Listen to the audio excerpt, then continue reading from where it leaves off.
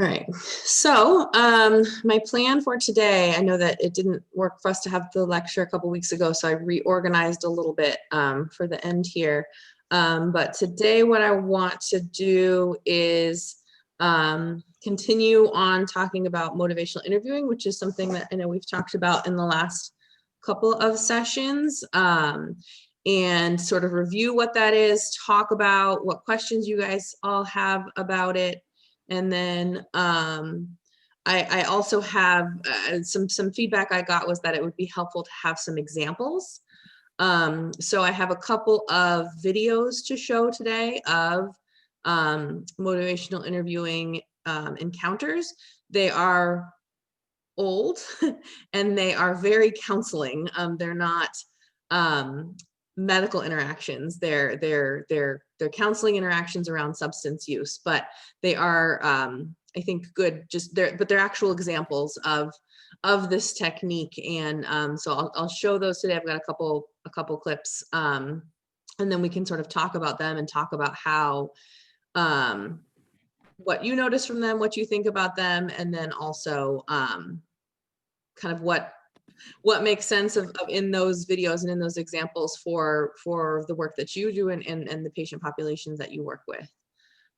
So here's I just sort of went over this, but here's the agenda for today. So we'll spend the first part of our session today doing that. So again, the review, the example videos, and discussion.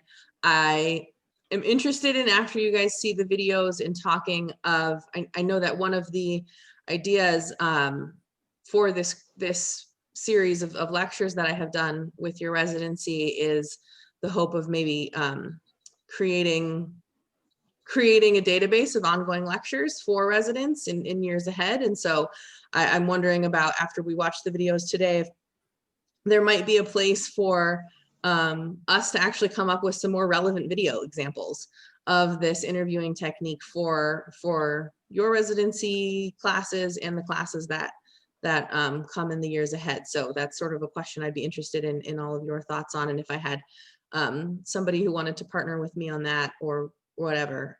So that'll be the first part of our session today. And then the second part of our session today can vary the length of time, but I know that something that we talked about a couple of sessions ago was on the idea of physician wellness and you know, how you all manage the stress of your careers and your lives, and how to balance those things. And I know that we had a session several months ago more related to when with COVID. So I want to revisit that today and talk a little bit about how things are going, and kind of if there are things that I can do or I can recommend to your program to further support you. So that will be sort of the second part of our session today, and that will not be recorded, and that will be whatever amount of time we need for it. So questions about the agenda, the goals for today before we get started?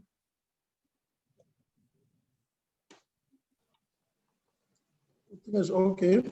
Go ahead. Okay. So just to get started, I know we've had a few lectures about motivational interviewing. What are your thoughts about this interviewing technique that we've been talking about? And I guess what are your thoughts, and also what are your questions about it? Let's start there.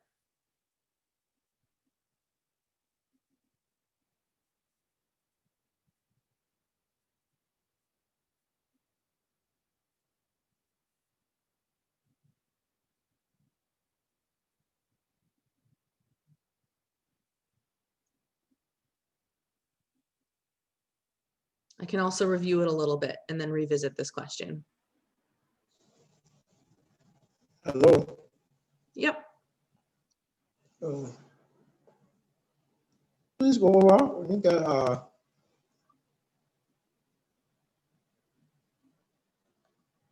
Go on. Is that what you said? yeah, go over the questions. There was some network problem. You're asking about motivational. Yeah. So I'll review it a little bit. So So what is motivational interviewing? So this is this technique that I think you all have the slides from the previous lectures now. I know that they're posted online, but we'll just review it again. So again, it's this a specific way of doing counseling with patients that we use when some of the strategies we're used to using are not working. So usually with patients when there's, and it's specifically around when there's some sort of behavior that we want them to change or something that we want them to do differently. So when there's some sort of health condition that involves us telling them to do something different, that's not just us giving them a medication. So if we want them to change their diet or their exercise or their substance use or whatever, we want them to do something different. And we've told them why, we've told them what to do instead, and they're still struggling. Then this motivational interviewing technique is a specific way of speaking to patients. It's a counseling technique to use when everything else doesn't feel like it's working, is basically how I think about this strategy. And so again, we'll watch some videos today, some examples that are probably going to be different ways of talking to patients than you are used to. And I'm not showing them as like you should do this all the time, but it's when you're feeling stuck, sometimes focusing on what the conversation looks like instead of education and giving advice can be helpful. So that's what motivational interviewing that's where the tool fits.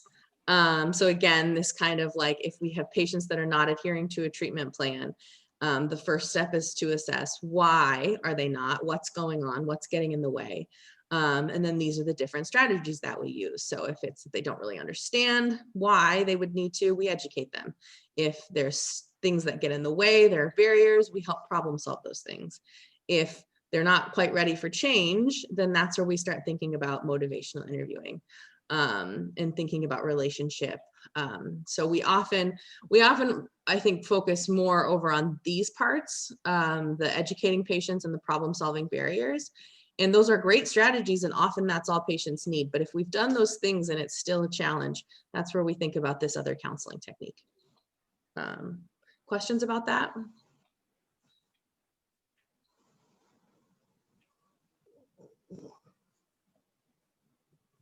No? Okay, I know this is review. Yeah, but go ahead.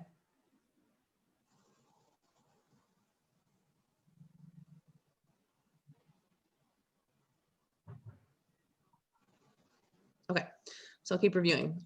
So again, so the stages of change idea is patients understand, we've educated them, but they're not ready to actually do anything different. So these earlier stages, so pre-contemplation is they don't see that they need to do anything different. They don't believe that they need to do anything different. Contemplation is they're thinking about it. Maybe they need to do something different. They're not quite sure. And then this determination preparation stage is they're ready to do something different. Those are the stages that we think about using this counseling technique if we're struggling with other approaches. If they're ready to make changes, which is the action stage, or they've already made changes, then we focus more on problem solving with them and helping them come up with solutions.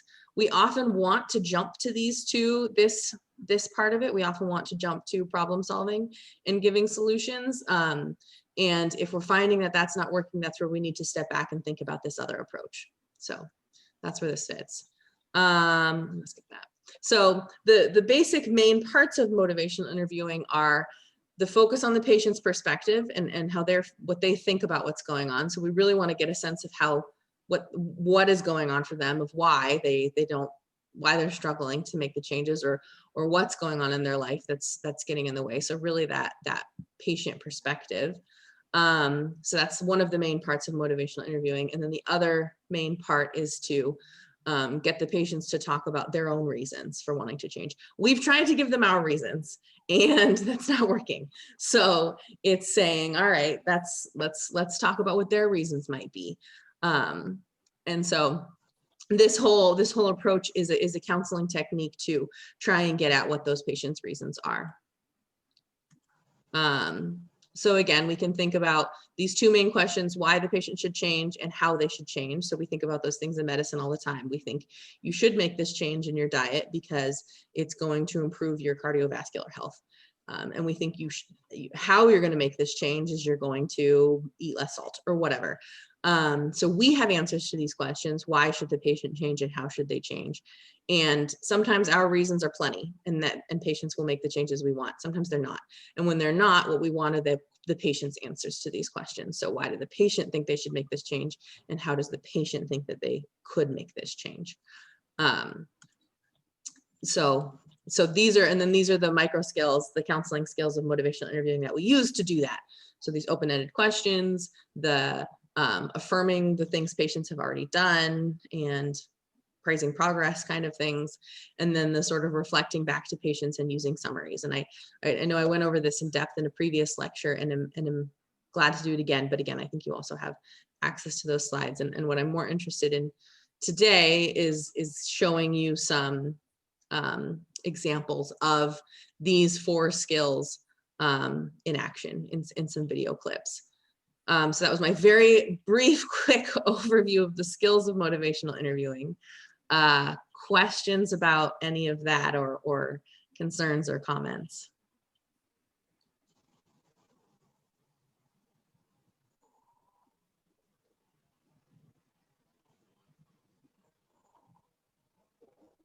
I think, could we just go over this, the summaries?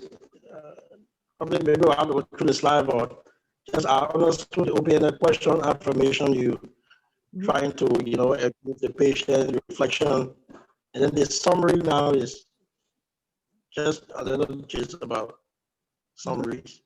Yep. Yeah.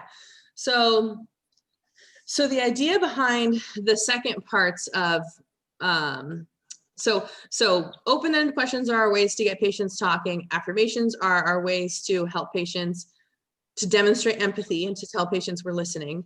And then reflections and summaries are strategies for both demonstrating that we're listening and also reinforcing the parts of what patients are saying that we want to reinforce. So a patient is telling you all the reasons why it's really hard for them to make some sort of change, and then they give you a little bit of why it might be a good idea to make a change. And so you can use a summary to say, yeah, there are a lot of things that get in the way of why it would be hard to make this change.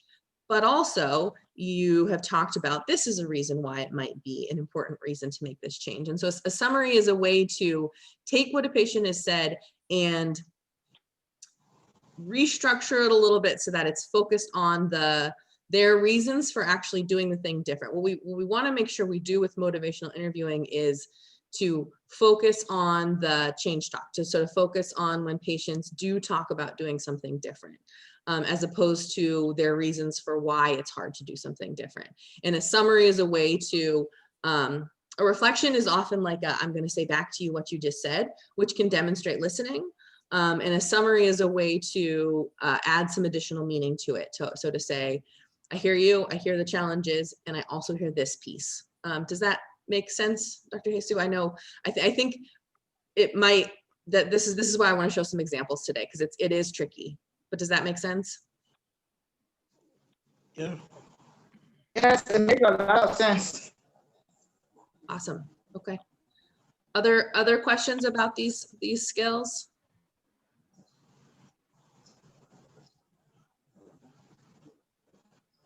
No. No? Okay. So I think what I want to do, I was going to give you some like structured, some ways to structure these interviews, but I actually think what I want to do first is maybe watch these couple video examples together, because I think that might bring more questions and that would be good. How does that sound? Yeah. Okay. Yeah.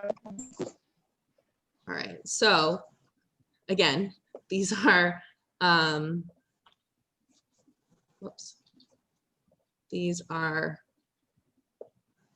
old clips, and they're very counseling. So this is not probably what it's going to look like. And it's not what it's going to look like in a medical encounter, but just to see these skills in action. And then let's talk about how it might look different for you all.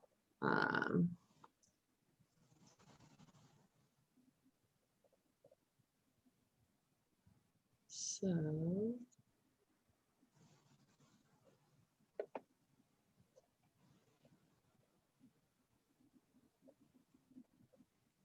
Why is it not downloaded? Sorry, just a second.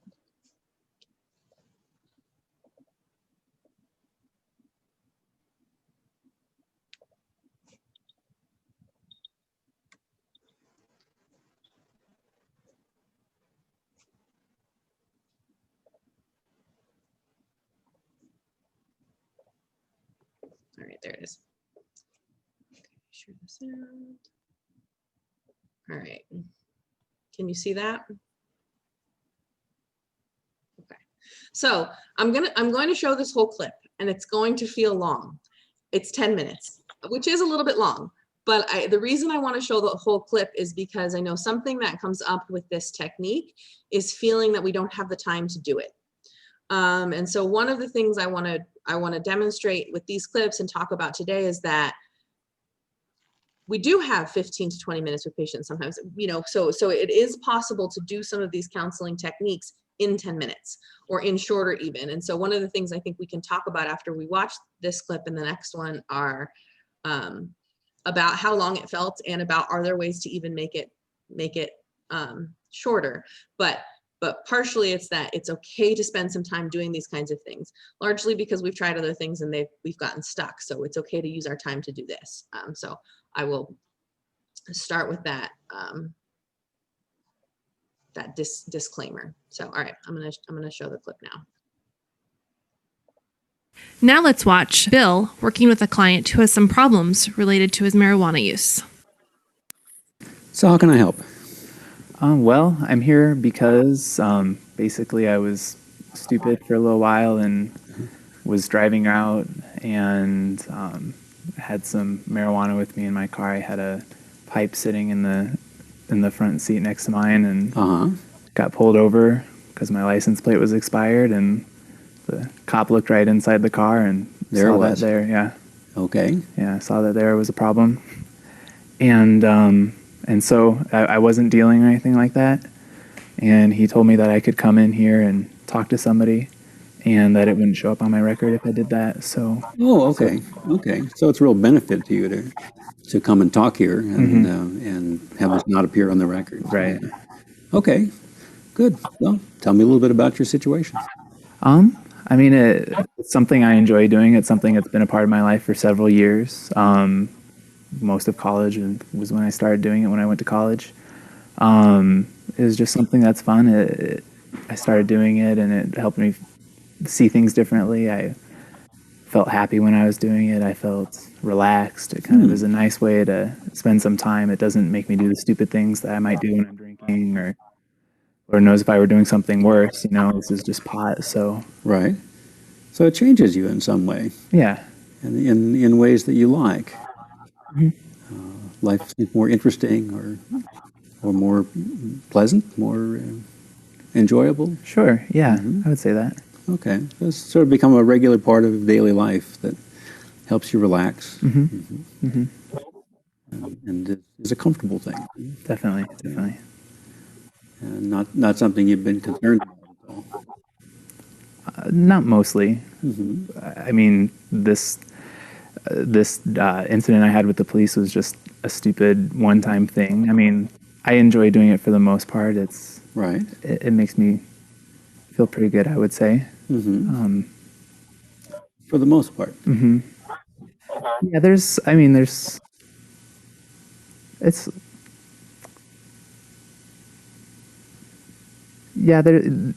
few things about it, I guess, that have changed, I noticed. What have you noticed? I don't know. Just like there's a few things that just make it harder to do in life. Like I always have to know that this is in my system. And so I'm interested in the health and human services industries, and a lot of those jobs out there are going to test this. So the job I have right now is a job that I knew would not test me. Right. And so it's not my ideal job. And if I weren't, if I didn't have this in my system, then that would be a lot easier to do. But So it I mean, limits so your, there are some downsides. So that's one, and it has limited some options for you so far. What else? I mean, like I said, it helps me relax. And so when I get home, it's just a great way to help me feel better and just not worry about the things that are going on. And I've noticed though that sometimes when I don't have it at home or something like that, it's harder for me to do that. It feels like I've lost some of those ways to keep tabs on my emotional side and that sort of thing. It's like a little like a security blanket or something, that when it's not there, it just feels a little weird. Yeah, uncomfortable. yeah, you could say that. All right. Closed a few doors, or at least closed off a few options for you, because testing would be a problem. They did And that. that's not the biggest problem No. that's not a huge problem No, in no. my life. So Yeah. I get by okay. So Yeah, so far so good. Yeah. Looking down the road, where do you want to head in 4 or 5 years? What do you have in mind for yourself? I want to finish up with my degree. I'd like to move somewhere else, get a big job, doing what I really want to do, which is, I don't know exactly what that is, but I'd like to find what it is and kind of be able to discover myself, I guess. Yeah. Get on your life path. Yeah. And it might or might not be something that involves drug testing. Right. Don't know. Yeah. It limits some of those options for you. Yeah. So you say to notice some changes. What are those? I mean, what have you noticed changing about your marijuana? About my use? Yeah, or maybe I misunderstood. I thought you said you'd noticed some things that had changed. Well, like I said, like I feel like when I use it, I feel a lot better. But when I don't use it, sometimes I've just lost touch with what it was like to not be using. Okay. And That that feels strange. Yeah. Yeah. And that kind of goes along with my friends too. My friends that I hang out with all smoke, because Right. when I am smoking, if I'm hanging out with a friend that doesn't smoke pot, then they're kind of not a part of my world. They're not thinking like I'm thinking. So all my friends have kind of just evolved into this group that is only people who smoke pot too. And so I have lost touch with a lot of the people that were important to me because they don't really do this thing with me all the time. Okay. So it's shaped the people you hang out with. It's in a way limits it to people that are also smoking. And in a way, it's like my friendships aren't really, when we're together and high, it's all fun, but then we're not necessarily the same. Nothing more than that. Yeah, it's a little bit more, we're friends based on the experience and that sort of thing. Yeah. If that makes sense. Yes, it does. Yeah. Is that something else you've noticed? Let me ask you, I mean, most people who use a drug like marijuana feel two ways about it. I mean, there are things they like about it, there are things they don't like about it. And I wonder where you are if you, let's imagine a scale from 0 to 10, say, where 10 is, this is a completely positive thing for me. I've got absolutely no concerns about it now or in the future or whatever. I love this. This is just a part of my life. And 0 is, this is something I got to stop. Where would you be on that scale in between there? I'd probably say about a 7. About a 7. Okay. 7. Yeah. So up toward the positive end, but some concerns. Huh? Sure. Like I said, the jobs, I would like to have my future as open as possible. Yeah. I work hard to do the things that I want to do, and I would like to be able to have that dream life when all this work is over. Yeah. So that's one of the downsides. That's why it might not be a 10, but Yeah, and then, boy, like it I does limit. said, More and more jobs are drug testing now. and then like I said too, just it feels sometimes uncomfortable without it, and Yeah. it's like I just need it when I come home. I'm just waiting to get home. Right. And so that's why I didn't say 10. But there are a lot of good things. I enjoy myself while I'm doing it, and I don't feel like I'm doing these other stupid drugs like Yeah. meth or something or heroin. So It feels like overall still positive in the balance for you, with some reservations.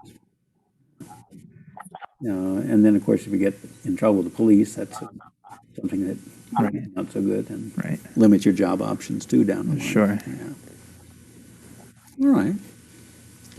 Well, have a sense of where you are. That using marijuana is something that's come to be a regular part of your life, and you've kind of shifted over to a group of friends who share that with you, and have left behind some other friends in the process of doing that. That this helps you feel less stressed and kind of laid back and more relaxed, to the extent that you look forward to this at the end of the day. You worry a little bit that now on days when you don't use it, that feels odd, and that's different from how it was before. And that you've left behind some friends that were important to you and you might like to spend more time with. You've thought about how this interacts with job possibilities for you. Not now so much as in the future. That does this limit things? Does this closing doors? And wouldn't want to have other, a police record or something like that that gets in the way of your future. Not really sure where your life is going career-wise, but you want to find that pace and move ahead and finish up your education and get on with it. Huh? Did I miss anything there? I think that for the most part covers it. That's where you are, yeah. So that's choice really is yours. I'd be happy to talk to you about this some more if you wish, but I think that's where you are at the moment, at least. And continuing to use, not using is a choice really that nobody else can make for you. Mm-hmm. And I guess it's one of kind of weighing the pros and cons and saying, is this something that's worth it to me? Is this something with that overall I get more out of than I give up? Well, it does seem like I do get more out of it than I give up, but Yeah, those things that I give up worry me a little bit. A little bit, yeah. It seems like that's something that I didn't have to deal with before. Yeah. And I know not everybody does have to deal with that. Yeah. And even some people who smoke with me don't deal with the things that I deal with. So I mean, it is important to me. The benefits might outweigh the deficits, but those deficits worry me. You're thinking about them anyhow. Yeah. I think you're aware of them. I wouldn't say they're Good. just nothing, so. Yeah, okay. Yeah, well, 7 sounds about right for where you are right now. Yeah. Okay. Well, as I said, I'd be happy to chat with you again if you wish. And wish you well with finding your life direction. Thank you.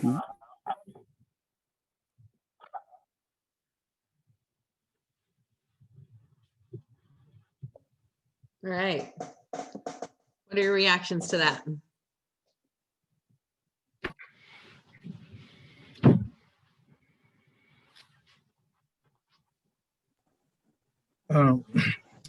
Yeah, so for me, I think from the beginning, the pre-contemplation stage, I think was kind of very much visible. Mm-hmm. There, he tried to express why he can't like the habit of smoking to let it go, Mm-hmm. how it makes him feel good, Mm-hmm. and how it makes him to relax. So initially, he did not want to actually let go, and he's still contemplating the benefit that he gets from the drugs. And so leaving it go was kind of a bit difficult for him. Mm-hmm. But from the conversation with his counselor, you notice that he started saying that he has lost many friends Mm-hmm. because of the habit. So that was perhaps contemplating on what that practice has led him to. And more besides, in the conversation, he stated that he's dreaming of, he wants a dream life, maybe getting to the point where he wants to make some change. Mm-hmm. That is contemplating, to actually make a positive change, Mm-hmm. where he has lost so many good friends. And so with all of those points that he struck, he now came to the point of taking an action that will make him to be a better person, and perhaps to actually realize, his dreams. I didn't really get everything because the recording not really, sounding better all through all. But from what I got from the conversation, from the pre-contemplation stage to the contemplation to the action, I think that's what I really got it from. It's interesting though. Yeah. And I think, yeah, so I'll share the recording of this lecture, and I'll share these videos too. So you can watch them again if you want. But I think you're right. Yes, you notice all those different pieces, the contemplation, both the reasons why the patient doesn't really want to change and why he does. And what did you notice about the counselor? Did he only focus on, what did he focus on? Did he focus on the reasons the patient doesn't want to change, the reasons the patient does want to change, or both? From the conversation, I think he tried to understand his situation, but also trying to help him find a way out. From the from the discussion, you will find out some of the things he will say. He said, "Yeah, I agree with you. I know that's how it is," but he tried to put forth another way to kind of get him out. So he was kind of balancing the conversation, accepting his situation at the same time, putting forth a way that he think it could help him to get out of the situation. So he was kind of balancing the discussion. Yep. And he used, so to go back to the question before about reflections and summaries, he used reflections to do that. So even when the patient said, I'm losing friends, he never said, well, it sounds like you should stop. So you stop using friends. He just reflected back to him, it sounds like you're losing friends. That would be a use of a reflection in that situation. So that like that's a question. So you came here to talk about, he said he came to talk, and almost like affirmation. He was saying to him exactly why the reason. So you came here to talk about this issue, and then he also had this reflection. So it changes you in this way. You try to that reflection, just what he said, try to put it back in that same. Hello. Yeah, getting you. Yeah, so he basically used those 4 steps that we're talking about, the open-ended questions, affirmation, where he tried to confirm what you were saying, reflection, taking the positive and just, saying it back to him. And then he tried to just put everything in a story, begin a summary of all that he explained, not to his own words, so he just explained exactly what he said. So yeah, as I took note of the full components of that the motivational interview, the OARS. Yeah, he does it. He in that video example, he does a pretty like when I watch it, it's pretty clear to me when he's moved into the summary part of what he's going to do. It's sort of a back and forth. He does some reflections, and that's why I think when you asked that question before, Dr. Jesus, I was like, oh, we should just watch this video, because it's does the reflections, and then it's pretty clear when he moves into a summary of the whole thing. Yeah. Yes, the counselor actually did a good job. If you don't help me understand the whole, how should I say, the whole original interview, because the counselor actually asked me any questions, he gave the patient a chance to explain. He did not try to correct the patient, and he allowed the patient himself to decide whether he wants to change or not. And he listened with empathy. So he actually helped me to understand the issue of motivational interview.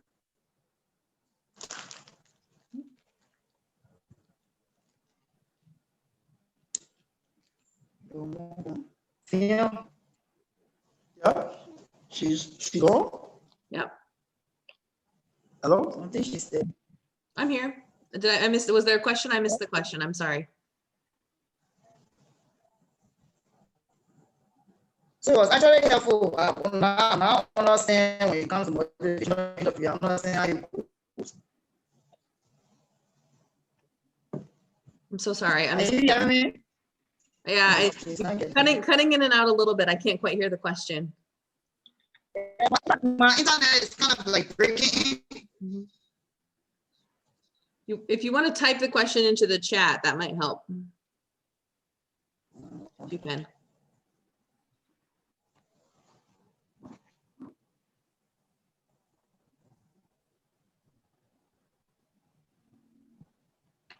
Yeah, go ahead. Okay. Other questions about this example?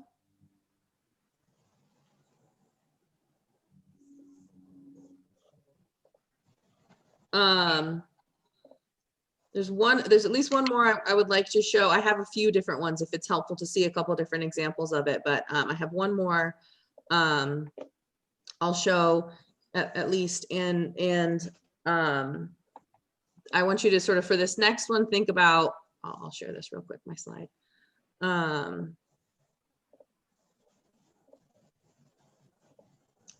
this next one, I want you to think about these two questions.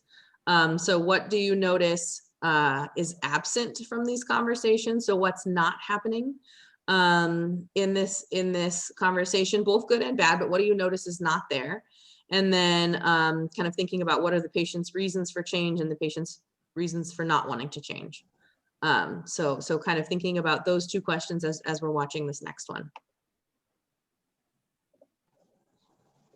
Okay.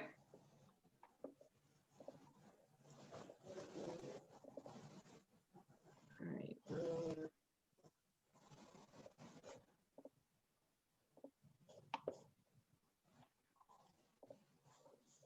So.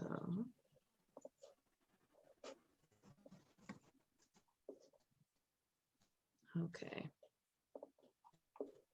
Here's an example of motivational interviewing being used with a client who's thinking about making a change, but not yet ready to commit. Tell me a little bit about what you're thinking about your smoking now. Right now, my smoking has kind of become a part of my life. It's become like a pattern, I guess, a routine in my life. So it's very ingrained, I guess. But I think I would definitely like to quit someday. Right. Okay. So when you look at your smoking, it feels like it's really woven into the texture of your life. And it seems like a part of your life. It doesn't even seem separate. It doesn't even seem like a separate thing. Yeah, no. And at the same time, you look at your smoking and you say, well, someday I want to unwind that or I want to ungrip that. But right now, it doesn't even seem like possible. Yeah, it doesn't seem separate from homework or work. It's a part of all of those things. It's a part of like the regular activities of your life. Like, give me an example of how smoking fits in your life. It's a break for me.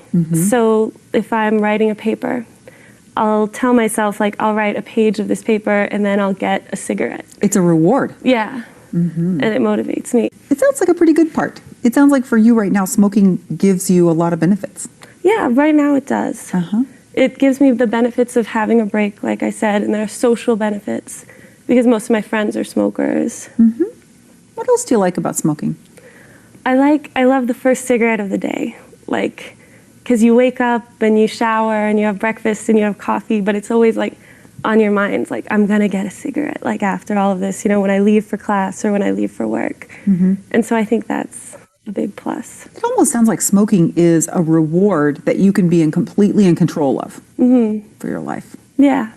That's a lot of power. Yeah. That you have over yourself.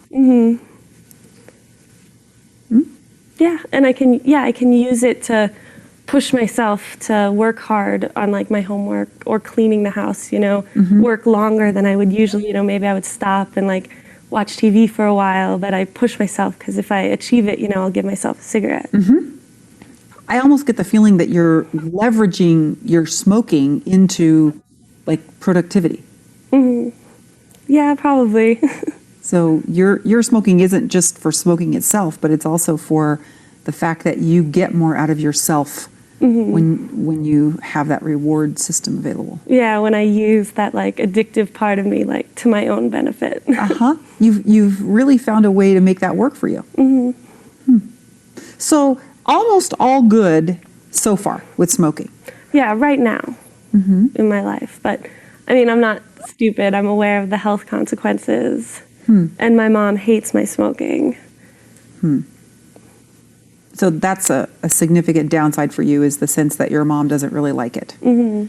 Yeah, that's definitely a downside. And what about this business of you say, like, I'm not stupid, I'm aware of the health consequences of it? So I do know the health consequences. I've seen things on television. My mom has given me 1 million brochures with pictures of what cigarettes do to your lungs. And she posted, when she house sat my house, and she posted a huge picture of the lung of someone who had smoked menthols, because I smoke menthols, and it like crystallizes the inside of your lungs. And so she posted that on my fridge. And so just stuff like that, like I'm aware of the future health consequences. But I guess I feel there are future health consequences. There are health consequences now, you know, but the future ones are different than what I guess I'm facing now. Right. You're 21 years old. And so for you to be smoking for some short period of time when you're young like this doesn't really feel to you like a big risk that you're taking with your health. At least not for the future. Like I do see, like it is affecting my health now because I have been a smoker for so many years that like I can't run for more than a block. And, you know, like I wake up in the morning and, you know, I have phlegm in my throat. And so there are health consequences now, and I am concerned about those, but I guess I'm just not concerned about the ones in the future because they seem so distant. But the ones right now are kind of on your mind a little bit. Yeah. So that business about, you know, waking up with phlegm or not being able to run for a bus or something like that, you're like, wow, I didn't realize it, but that's kind of catching up with me already. Yeah. No, and I do recognize that. Well, that's a little odd. Yeah, I guess. But I guess it's not enough to push me towards quitting because it just hasn't been a big enough like consequence, I guess. Right. So a thing like not being able to run without being uncomfortable or maybe noticing a little phlegm when you wake up in the morning isn't enough for you to say, it's not like an alarm clock going off where you say, oh, now it's time to quit smoking. Yeah, like I don't have to run, you know? Right, I can always walk. Yeah. Right. So when you find yourself thinking about those consequences, you also find yourself thinking about ways that they're okay and you can sort of live with them. Yeah, and they don't really bother me that much. But they do bother me a little. They bother you a little. What do you think it would take to make the alarm clock go off? I guess something serious, like if I coughed up blood one morning, I would definitely consider quitting at that point. Or if I came into some situation where I had to engage in heavy physical activity on a regular basis, I would have to quit because I just couldn't. But I don't really see those like in my immediate future, I guess. It's really hard for you to imagine that something could happen where you would say to yourself, okay, I'm ready to quit now. At least in the immediate future, definitely. So when you're talking about, you know, well, like I feel like I'm not going to quit smoking in the immediate future, you also say that I think you're going to quit someday. Do you have a plan about that? Well, it might sound silly, but I've always just assumed that one day I'm going to get married and I'm going to want to have a baby, and I would never smoke through a pregnancy. And that is something that would definitely, without a doubt, make me quit. Yep, and a lot of women do. They quit smoking while they're pregnant. So I kind of feel like, and I think if I had children, I wouldn't smoke, you know, because I wouldn't, you know, even beyond just being pregnant, like if I had children, I wouldn't want them to smoke. So I wouldn't want to be a role model like that. And I wouldn't want to smoke in the car with them or something. Like I would never do something like that. So definitely if I ever got pregnant, I think I would be done with smoking. Pretty much indefinitely because your kids are going to be around a while. At least until the kids are 18. And then you might start smoking. Yeah. Okay. All right. I'm curious about that, how that being a mom kind of doesn't fit with smoking. Can you say a little more about that? Well, I guess, I don't know. I just feel like when you're a mother, like when you're not a mother or not a parent, I guess, because it applies to fathers too, but when you're not a parent, you just have to look out for yourself, you know, and you just have yourself to be concerned about. And you're only responsible for yourself. And like your actions only have consequences on yourself, pretty much, at least with something like smoking. Yes. But if you have children, especially if you smoke when you're pregnant or you smoke around them when you're young, suddenly those actions have like consequences on someone else. Yep. And so that would make me quit smoking. Interesting. So when the consequences are just for you, it feels like that's your right or your kind of decision to take those risks. Yeah. But if it has to do with somebody else, you wouldn't be willing to take that risk. Yeah, it's my choice, but I wouldn't impose it on someone who hadn't made that choice. I almost get the feeling like this is you've said to yourself, you made a deal with yourself and you said, you know, while I'm young and I don't have responsibilities to somebody else, I'm going to give myself permission to smoke because this is kind of the only time I really get to make that choice is now. And later on, I have to be responsible. Yeah. And I have to be accountable to other people, and I won't get to make that choice. Is that right? Yeah, no, I definitely feel that way. All right. So in a couple of years, whenever you begin to think about a pregnancy or planning a family, that might be a time when you would quit smoking, or that's the time you think about it. Any other thoughts about something that brings not smoking closer to you or an event in your life that might make you want to think about not smoking? Well, I feel like if I had some sort of significant life change, like moving, Yep. or, you know, it's just something like that where I am not in the same routine that I'm in right now, I guess maybe I don't feel like I would want to quit as much as I would feel like it's more of like a possibility. Yep. Like I could do it if I had a different routine from the routine I have now. And let's just think hypothetically for a minute. If you had a different routine now, like let's say you won the lottery and you won $1 million and suddenly, you know, you're living in New York City and going to graduate school there and, you know, as you've told me you'd be interested in doing, would it feel to you like, okay, yes, now is an option for me and I think I'm not going to smoke? I would definitely consider it. I would weigh it. Like right now, I think where I'm at, I'm not so much weighing it. But if that were the case, I would definitely reevaluate my smoking. Why? I'm curious. I guess I feel like maybe if I was in a different situation, it wouldn't be as important as it is now, I guess. So part of what makes it important is the fact that there's not a lot that you have to reward yourself with. And it's really hard to think about giving up smoking in the context of the life that you're living now, which is, you know, a lot of work and not a lot of reward. And if the balance in life or the ratio was a little bit more forgiving, perhaps it would be possible to think about not smoking. Yeah, like I could replace it with something else that would be available to me. Right. But right now, smoking is like really rewarding, and there's not a lot of rewarding things in your life that you have control over. And there's just nothing as rewarding as smoking. There's nothing as rewarding as smoking. Well, I guess maybe not, but on a day-to-day basis, like things that I get to do every day, it's probably the most like rewarding thing. I can see it, you know, really has a lot of value for you. And, you know, that you're really thinking it over when you say to yourself, you know, not really sure I want to give this up. Yeah. Like I can't picture an adult life without it. You can't picture your life without it.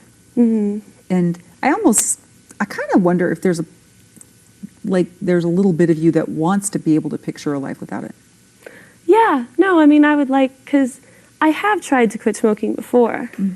And I've tried to picture it, and I've never gotten beyond 3 days. So.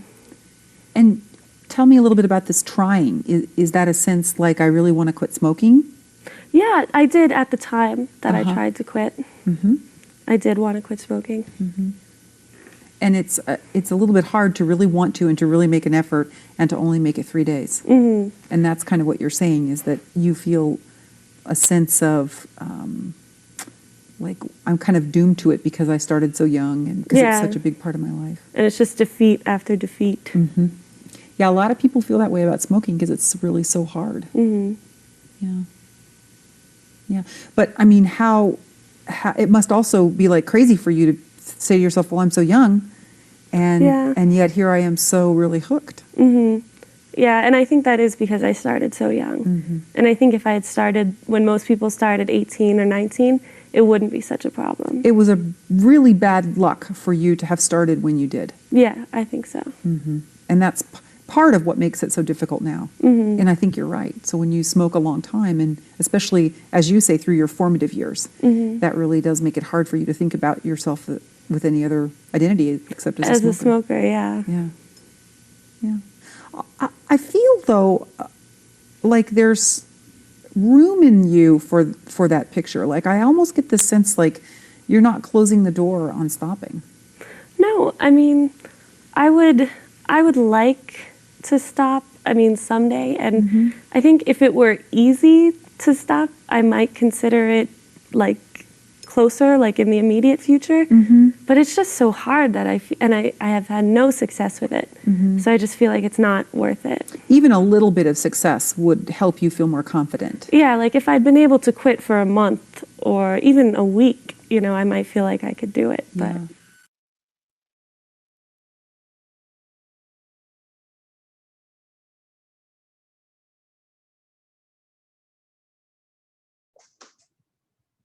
Right. What are your reactions to that one?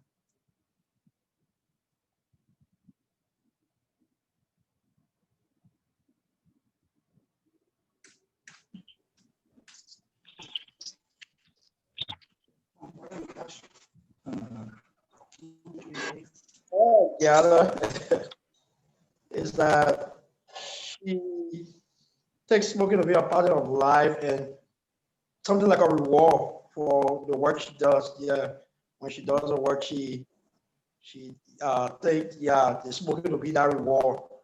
It's something that she just started practicing, and what I noticed that her reason for not quitting is that she have not had that damaging effect yet. What people say, you know, usually happen with smoking.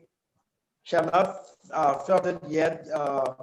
She have not had to do any kind of strong exercise to have that effect, or she have not had to do, you know, something. So she doesn't see the reason to quit because she will not be exercising or doing any kind of hard work to her.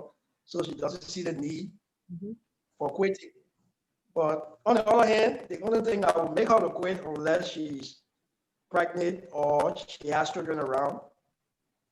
Yeah, so so I like the technique she used. Yeah, almost like reinforcing what she says, but also, you know, taking the positive from her and reinforcing it, especially with the area where she said, yeah, she has control. So she was trying to, I think the interviewer doesn't say, but you have control, you can stop it. I mean, you have control all these things. It's not that something that you don't have control of, but you yourself have, you know, that control. So I think I was sending that message to her that, yeah, if you want to stop, you can stop. Yeah, I think that's why the interviewer kept asking her, you know, so you have control over it, you can determine, yeah, when to stop. So that was what I gathered from there, from just a short one. And out of, yeah.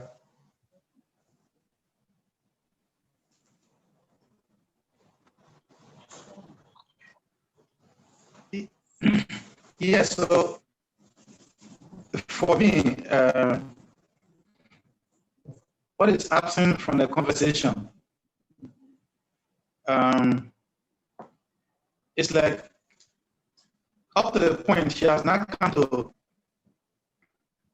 realize the effect of, you know, of the smoking that she's doing right now. She has not come to realize it. And so by herself, she has not decided to actually say, me, having known the effect of smoking, I think it's time for me to kind of make a decision. She has not come to that one. So that is still missing for conversation.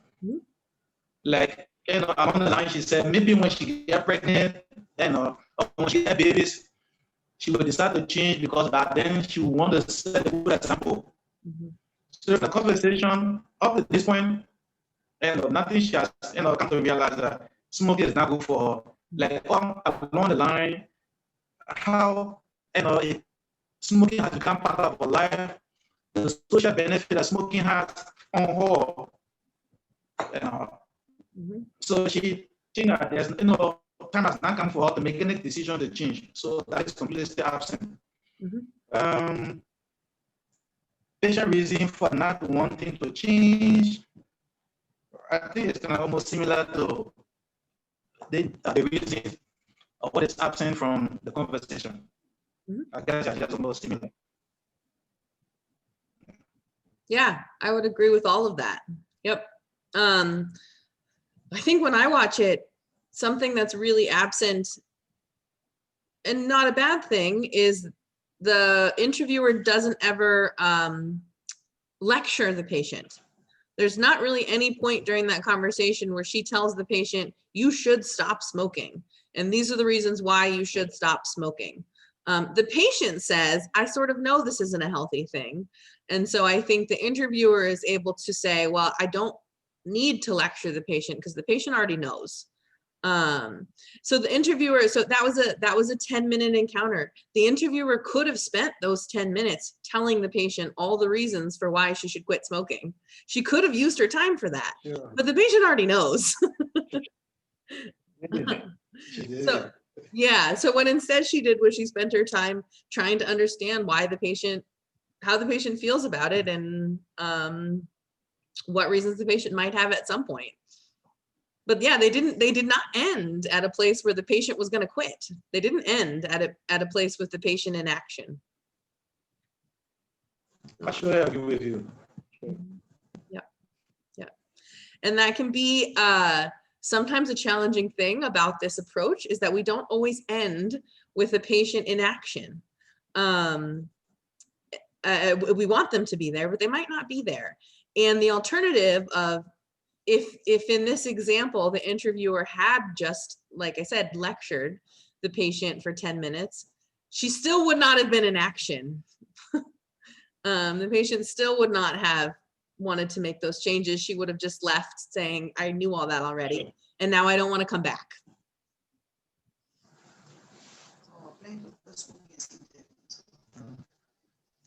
So I'm saying the patient's plan to quit smoking is indefinite. She's not thinking of quitting smoking anytime in the nearby future. She's not even thinking about quitting smoking. So it's actually indefinite. She's not saying anything. So in that instance, if the counselor will go and start thinking you quit smoking, she's not going to go back to work again.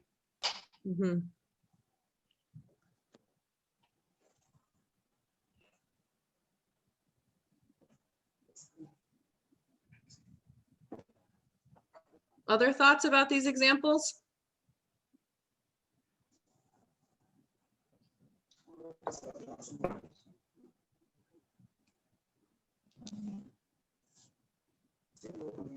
No, Okay. So, we have sort of two things we could do next with this. I have more examples if it would be helpful to watch another clip, another example, or else we can review some of those concepts some more. What would be more helpful?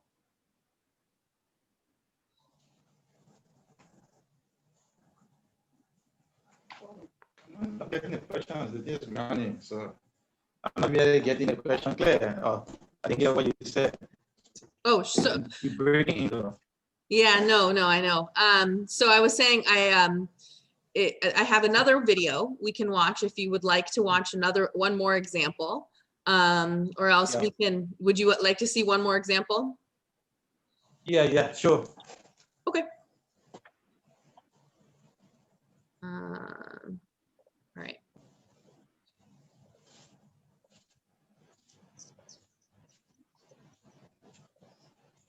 Nothing. Yeah.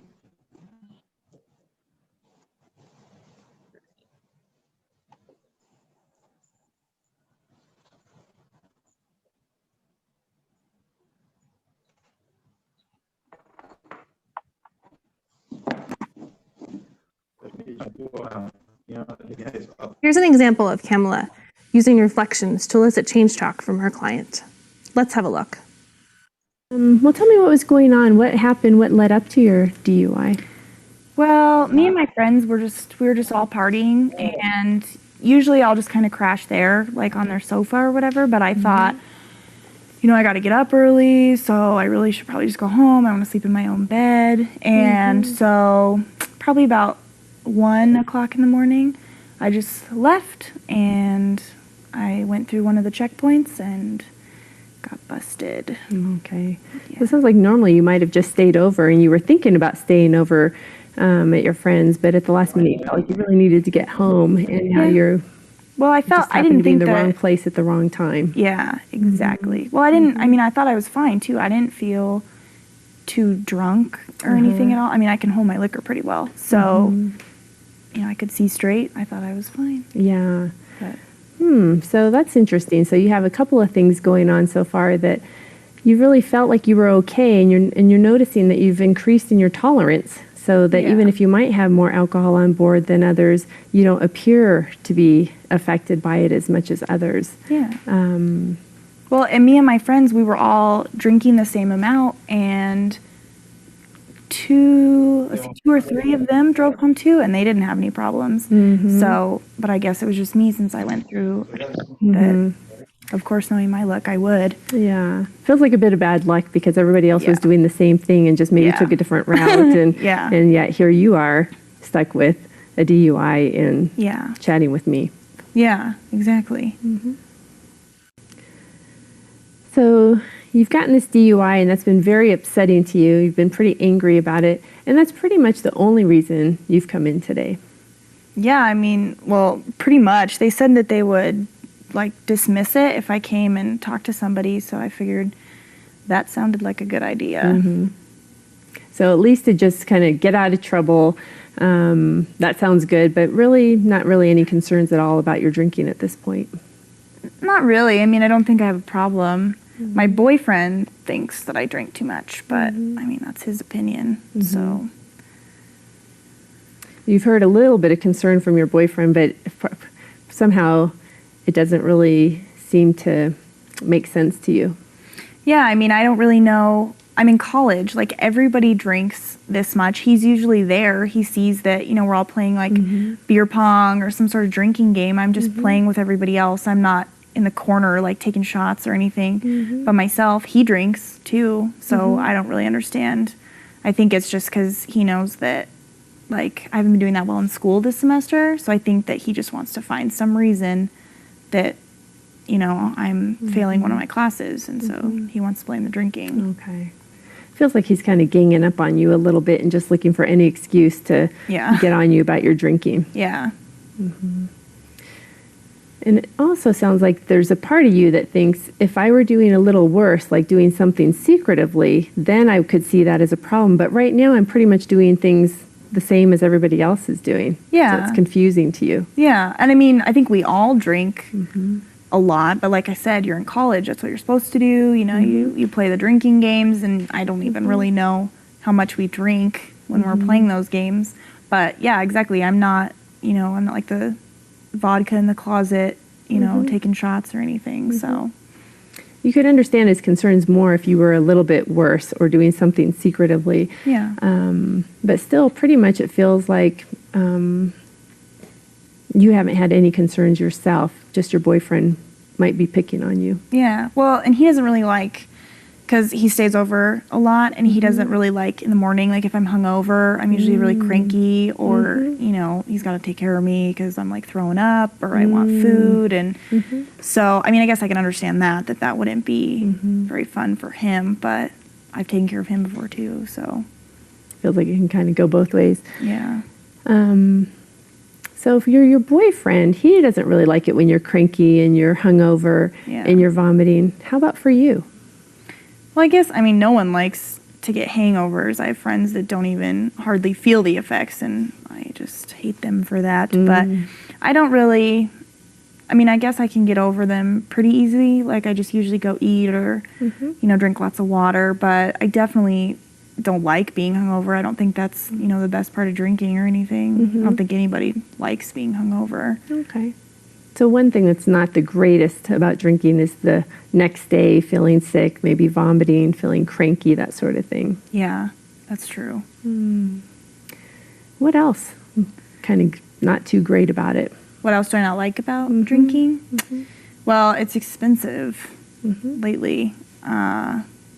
Just, you know, if you go to a party, like sometimes they'll have alcohol, but usually people kind of guard it. So we bring our own, but you know, if you're bringing beer, usually just bring like a 30 pack and that's like at least $20.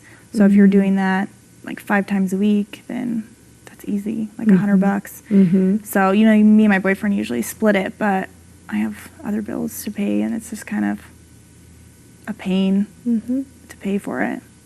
So the cost is getting a little bit in the way. Seems a little bit much for you right now. Well, especially if you go out, like, that's why we don't even hardly go to like the bars or anything because that's just ridiculous. And you have to tip people and I just know. You try to be mindful of the cost, and so one of the ways you've managed that is to try to buy your own and drink somewhere else besides a bar. Yeah. Well, and I guess I should be saving money since I am getting older. Like eventually I'll have to, you know, buy my own house and do stuff like that. But that's just not really, seems like too far ahead. So drinking's more fun. Well, I like the way you're thinking that you're just sort of wondering, where are you at right now, where you're going to be. The cost is a bit much right now and would get in the way of some of your later goals. So I like that kind of thinking, that you're wondering, where do I want to be in 5 or 10 years from now? And definitely having your own home is one of those goals. Yeah. And how does drinking fit in with that for you? I guess, I don't know. I mean, this is my 3rd year, so I've started to realize like I'm going to graduate hopefully soon. And that, I mean, do you stop drinking when you're out of college? Like, I feel like I'm having so much fun, but you know, everyone talks about you graduate and then you're in the real world and your parents, you know, kind of cut you off and they help me with car insurance and things like that. So I'm starting to realize like I'm going to have to be paying for this and they're, you know, I can't call into work anymore because I don't feel good or, you know, I'm still kind of buzzed. So I guess I never really thought about that in the long run that, you know, you can kind of get away with it now, but I never really thought that you can't do that forever. Yeah. So you're really looking toward the future right now and wondering, how does your current life fit in, which is a lot of fun, a lot of drinking, and how's that fitting in with your later goals of being an adult and having your own home? Yeah, that's true. And I guess, I mean, I want to have a family and all that too. So, I mean, I don't want to quit drinking because, you know, like there'll always be like barbecues and things like that, even if you're an adult, that I probably want to like, you know, have a couple drinks at, but maybe things like partying and the drinking games and stuff can kind of cut back a little bit. Or maybe only on the weekends, like not going to all the frat parties and stuff like as much. Yeah, so you're really starting to get curious about this and wondering what's going to fit for you. It doesn't sound like abstinence only is going to fit for you, but maybe cutting out the drinking games, things that might get you to a point of intoxication where you might be getting into trouble. Maybe those kinds of things you might be willing to curtail. Yeah, I don't think it's, I mean, I just want to get graduated also, so I don't think that getting into any more trouble is a good idea. Really. And you're pretty sure if you were able to make a few changes in your drinking that's going to make it more likely for you to get this degree. Yeah, and I mean, I think I could make a little bit. Like I said, I don't think I'm that bad or that I need to completely cut it out, but maybe less often or not as much. You know? Yeah, you're really starting to imagine what might it be like to start making those transitions toward adulthood and maybe cutting back on frequency and not drinking as many days and not drinking quite as much. That might fit for you at this point. Yeah, because I mean, I guess I always thought you're in college, you have to, you know, party all the time and you're only young, like, you know, now, but at the same time, if I don't take care of like what I need to take care of, then I'm not ever gonna get to the next stage, which I guess would be getting like, you know, the big girl job and all these things. So Yeah. It's how do you keep your fun-loving spirit and take advantage of where you're at, and how do you look ahead and make sure you have the life that you want to have? Yeah, exactly. Great.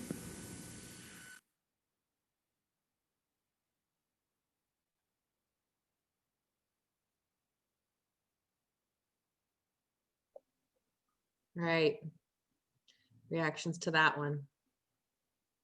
A different example.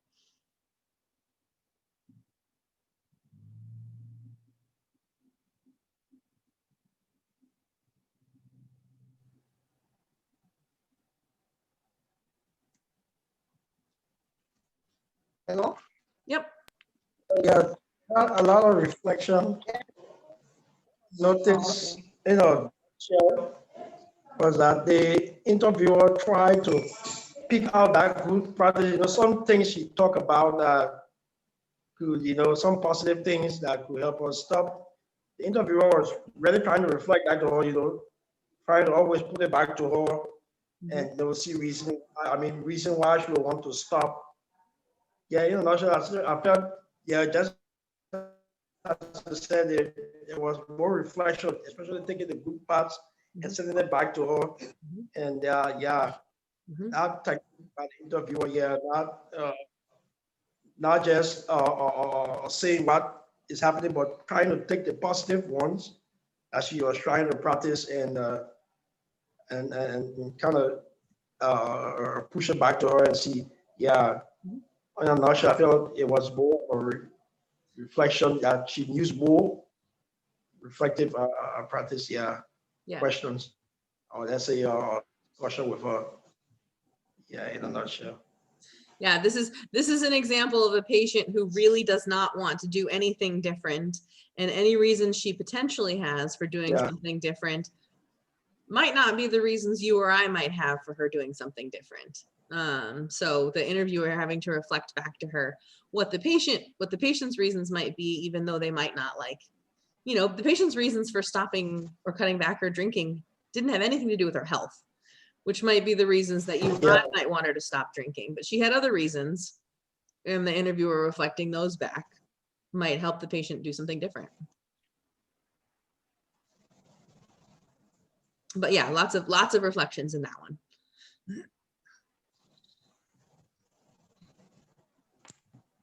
Other reaction? Go ahead.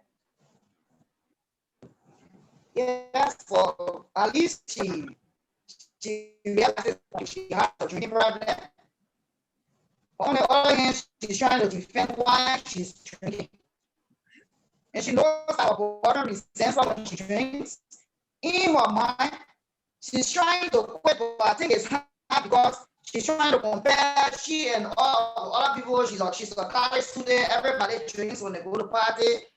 And she's actually willing to leave it sometimes when she leaves college because she realizes that the cost of drinking is very high and she does not like the after effects. So unlike the other case, I think she's willing to stop drinking. Yeah. She said in the beginning of the encounter that she was there because she was told she had to go. She didn't want to be there, but I think she left towards the end considering that maybe it might be a good idea to make some changes. But she did spend a lot of time defending herself and saying, well, this is what everybody does, and this is how it is. And the interviewer reflected some of that back, but that wasn't the majority of what she reflected back. She heard the patient and she let the patient talk about those things. And she also focused on why it wasn't working for the patient. Yeah. Yep.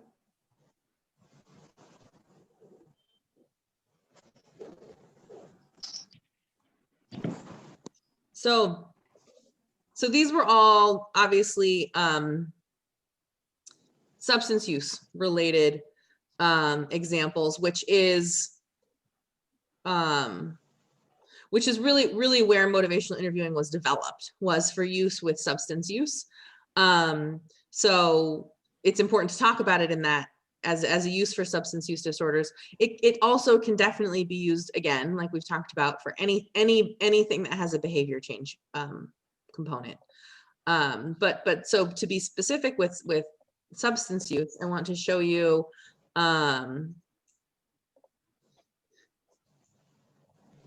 sort of this is what we call the brief negotiated interview, and this is kind of what this is sort of the structure of largely what these interviewers were doing with these patients, of kind of starting with like, what does it look like? I don't know. What does it look like? What's working about it? What's not working about it? And so one of the things I want to give you is sort of this structure of, if you did want to do specifically around substance use, more of a structured interview using these techniques, that something like this brief negotiated interview can be a helpful way to structure that conversation. Can you see this all? I know it's a little small. It's small. I have it broken up a little bit. So this is but this is the whole like 5-step part. This is a little bigger maybe.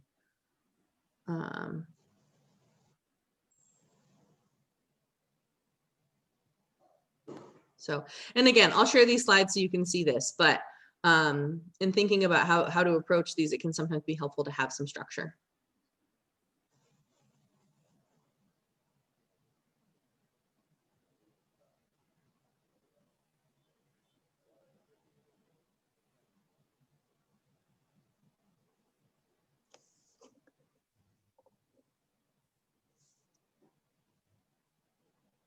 So I'll share these with you. Have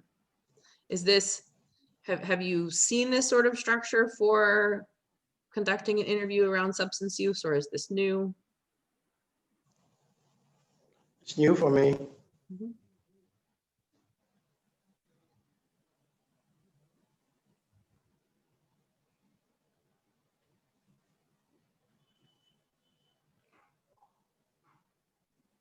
Okay. Like I said, It's new for me. This is new for you. Do you want to look at it more, Dr. Jesus? Sorry, I didn't mean to move along if you wanted to see it more. For me, I'm not seeing it because I'm using my phone. Okay, all right. That's what I wondered. Okay, I'll just make sure these slides get shared. I'll send them to Omega. So Okay. So let's talk a little bit about, again, that these examples were very substance use related. How do you feel like the conversations, if you were to use this technique with patients around more behavior change for chronic disease, like we've talked about before, like obesity or diabetes or hypertension, how do you feel like it would be similar, and how do you feel like it might be different?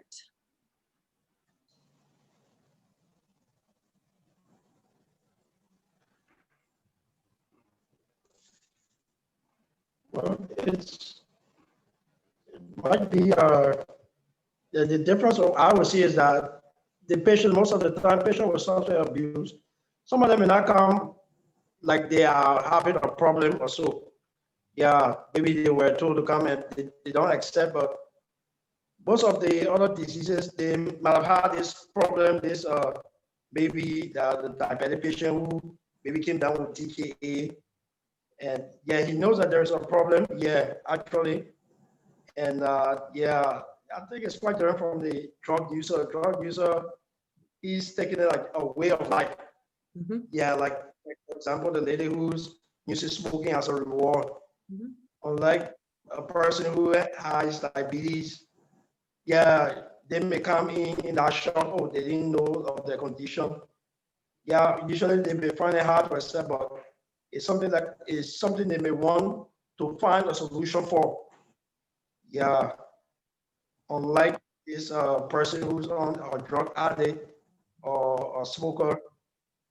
Yeah, I think that's, for me, that's the difference, is that the other person might actually accept that there is something happening and they need a solution for it. Maybe they may not agree with your way of handling it, but they know that there is a problem. Unlike the addict who doesn't consider it as a problem, even consider it a way of life. I think that's valid. Yeah. So feeling like a patient who's coming in because of some sort of substance use issue may really be pre-contemplative, may really be in that this is not a problem stage. And if you've got somebody with a chronic disease, they might actually be a little bit more in like that, oh no, this is a problem and something has to change. Yep, I think that's valid. I think that's why motivational interviewing was developed for use with substance use disorders, because there tends to be more ambivalence and more pre-contemplation. And with chronic disease treatment, those other, problem solving and education might work just fine. So they're more likely to be ready to make changes. Mm-hmm.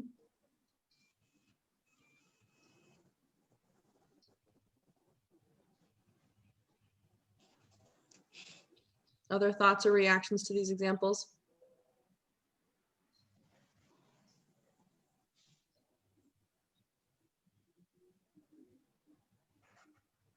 So I know something I said before, and No, for me, no. Oh, go ahead. Okay. I know something I said before that I if I as I'm thinking about what this teaching could look like going forward, I would be interested in is making sure that we have examples and particularly video examples, because it's good to see it in action, that are relevant for you and with your patients. Does it feel like these examples were relevant, or would it be helpful for us to develop more examples that are more relevant for your patient population? What do you think?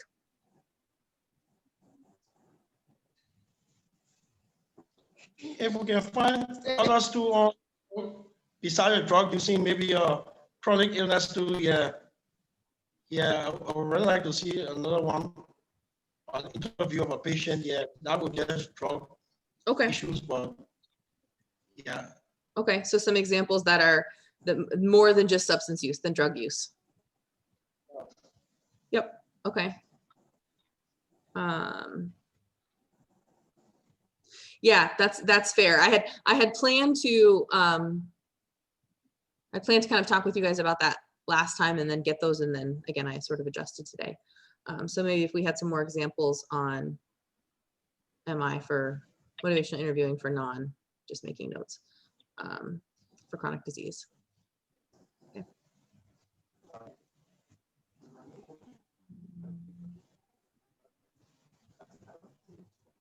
Okay.